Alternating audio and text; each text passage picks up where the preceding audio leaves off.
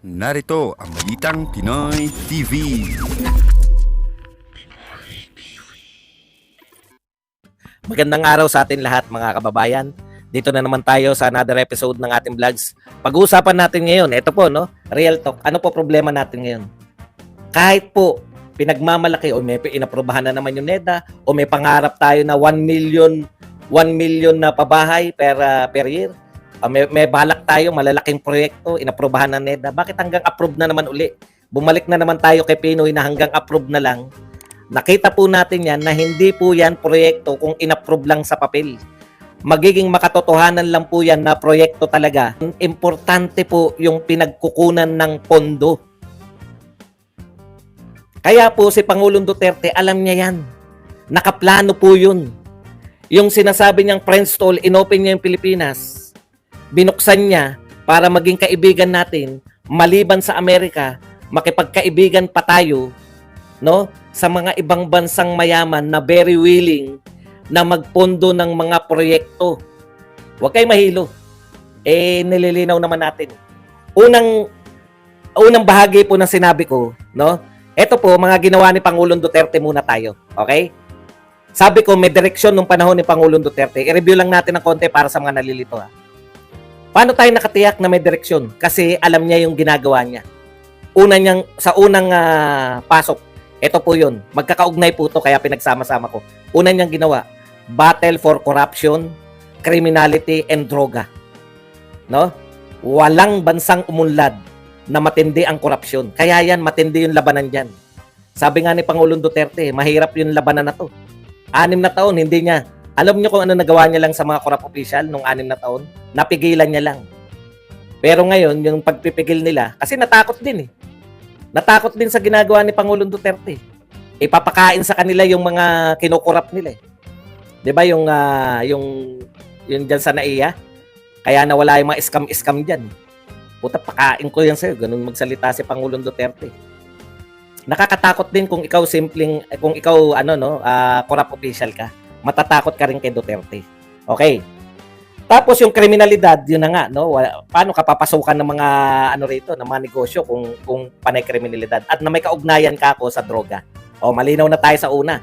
Ikalawa, yung friends to all, enemies to none, kaya niya binuksan yung Pilipinas sa pakikipagkaibigan sa iba pang bansa maliban sa US. Bakit po importante yun? Nakita ni Pangulong Duterte na may mga bansa pa na mas malakas magbigay ng mga pondo para magpaunlad ng ibang bansa. Nakita niya nga po riyan yung China, pangunahin. Kaya po nagbukas ulit tayo para makipagkaibigan sa China nung panahon ni Pangulong Duterte. Nakipagkaibigan tayo sa Russia, nakipagkaibigan tayo sa Vietnam at sa lahat ng mga dating ayaw nating kaibigan. So may direction po. Bakit ka dahil gusto mo ba maging komunista tayo? Hindi. Dahil ang China, marami siyang binibigay na pautang lalo na sa mga infrastructure sa mga bansang tulad natin. Kaya yan, yung build, kaugnayan naman po niyang pagbubukas natin, no? Binuksan niya po yung pakikipagkaibigan natin. Kaya naging matagumpay yung build. Kasi hindi na lang tayo umaasa sa United States of America na siya magpopondo sa lahat sa atin. Nasa nakalipas na ilang dekada, wala namang pinupondohan talaga. Nare-real talk kayo kasi ito yung ginawa ni Duterte. Malinaw. No? Malinaw yung direksyon natin. Kaibiganin natin ang lahat ng bansang mayayaman, hindi lang yung Amerika. Kaibiganin natin ang lahat. Tapos, yung Amerika mismo, na-threaten ng pakikipagkaibigan ni Duterte lalo na sa China, niligawan ulit tayo. Ginawa ulit tayong importante. Bakit tayo swerteng malas kay Duterte? Napakagaling ng pinuno natin, nabugbog naman tayo ng mga trahedya. Natural calamities. Swerte nga to. Talagang swerte. Wala tayong natural calamity pa ngayon. Paano pa pag naranasan yung mga sunod-sunod na pagputok ng bulkan? Sunod-sunod na bagyo? May pandemya pa. Kinaya natin, buhay tayo lahat. Ngayon, sa tingin nyo, wala nga tayong kahit na ano ngayon. Walang bagyong malakas, walang pumuputok na bulkan, walang pandemya. Pero ang tataas ng presyo. Ang taas ng presyo ng bigas. Yun lang, hindi malutas. Hindi malutas. Yung mga simpleng problema. Okay. Tapos yung build, ano po impact niyan? Nagbigay po yan ng napakaraming trabaho. nagpasigla po sa ekonomiya natin. Yun yung natural niya na. Ikalawa, bumilis po yung talagang bumilis yung mga biyahe-biyahe. Ay, yung Skyway na lang eh. Hindi na kami nakakadaan sa traffic eh. Pagbaba mo na uli sa Skyway, doon na uli may traffic. Pero nakaisip silang ganun eh. Ano pa ibang naisip? Ano pa ibang naisip niyan? Yan pong busway. Ano tawag diyan sa EDSA? EDSA bus carousel. Wala pong traffic yung mga nagbubus. Sino po nata-traffic? Yung mga mayayamang dekotse. Pero yung mga mahihirap na nakabus, LRT at EDSA bus sila, wala po silang problema. Naisip po ni Pangulong Duterte yan. O ngayon, kaya po may direksyon kasi wala pong bansang umunlad na hindi nag-invest sa infrastructure.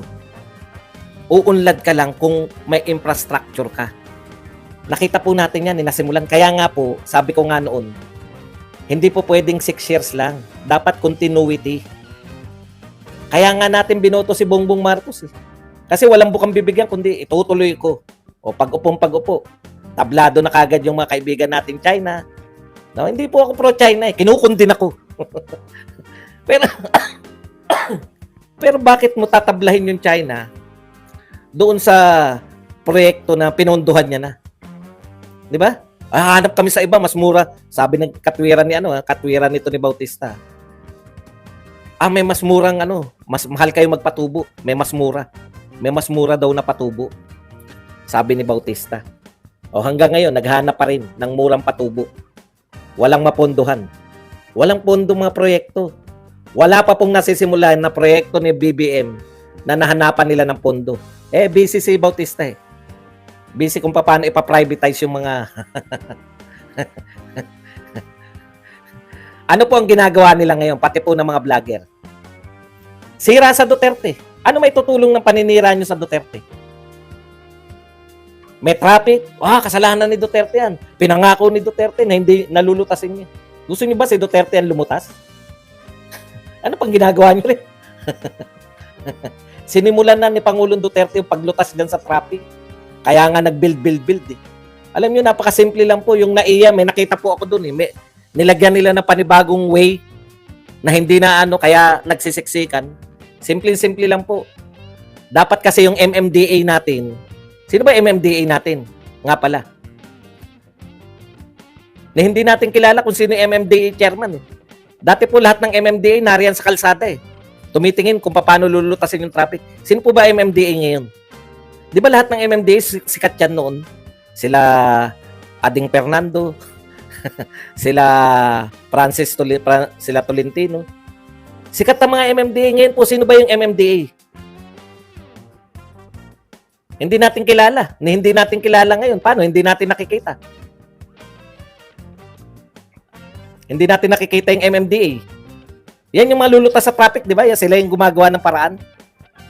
Wala tayong ngayon. Puta, traffic, sisi na lang yan sa dati. Wala naman ng yan. Sisihin na lang natin China. Yung Duterte, pro-China kasi yan. Kaya, lutasin yung mga problema ng Pilipinas. Ang mahal-mahal ng bigas. Hindi naman nangako si PBBM. Yan ay propaganda lang ng mga Duterte. Propaganda lang daw po ng mga Duterte yung mataas na presyo ng bigas. Kita nyo na? Ang may kagagawan daw talaga ng mataas na presyo ng bigas, yung mga Duterte. Dahil daw sa batas na pinasa nung panahon ni Duterte. Kaya wala kang kapag-apagasang malunasan eh. Walang bagyo, walang pagputok ng mga bulkan, wala dapat. Ibig sabihin, kung walang gaanong bagyo, tuloy-tuloy yung pagtatanim, pag-aani, bakit mahal pa rin?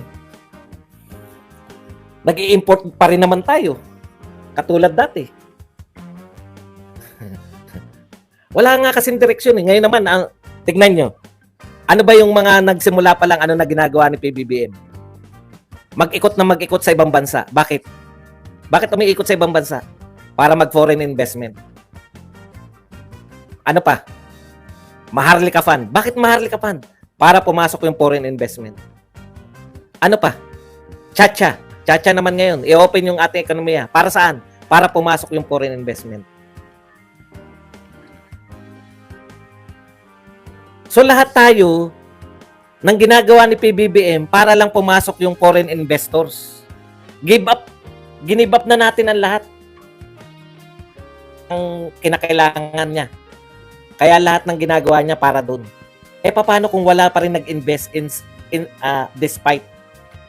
Isa pa pala nakakalimutan natin na ginawa ni Pangulong Duterte, NTF-L CAC.